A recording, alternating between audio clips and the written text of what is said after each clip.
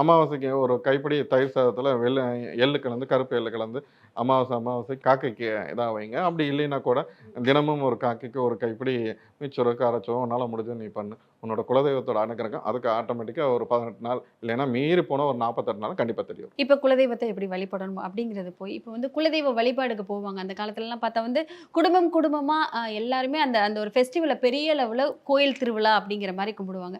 இப்போ போய் கும்பிட முடியாது. நான் வெளிநாட்டில் இருக்கேன், குடும்பத்தை விட்டு வேற இடங்கள்ல வேலை பார்க்குறேன் அப்படிங்கிறவங்க குலதெய்வத்தை எப்படி வழிபடணும்? இல்லை, பணி நிமித்தமாக நம்ம போய் இருக்கிறது அது ஒன்று. நம்ம இன்னைக்கு வாழ்வியலுக்காண்டி நம்ம நாடை விட்டு நாடோ இல்லை நம்ம தாண்டி இருக்கிறோம், பணி நிமித்தமாக வந்திருக்கோம். இப்போ அவங்கெல்லாம் குலதெய்வத்தை வருஷத்துக்கு ஒரு முறையோ 2 வருஷத்துக்கு ஒரு முறையோ நம்ம குலதெய்வத்தை வந்து அதுக்காகத்தான் திருவிழாலாம் ஊரில் கொண்டு வந்து வச்சாங்க. நீங்கள் வந்து அந்த மண்ணை மிதிச்சுட்டு போகணுங்கிறது.